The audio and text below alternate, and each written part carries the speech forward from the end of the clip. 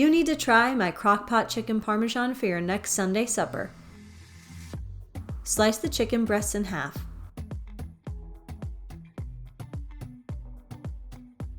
In a bowl, combine breadcrumbs, Parmesan cheese, salt, and pepper.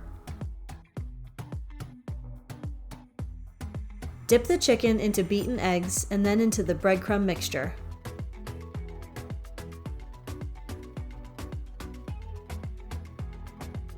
Add olive oil to a skillet over medium heat. Sear the chicken breast until each side is golden brown. Pour tomato sauce in the bottom of your slow cooker. Place the chicken in the slow cooker.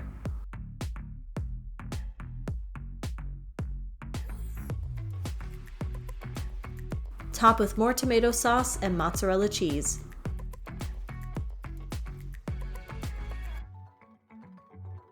Close the lid and cook on low for 6 hours.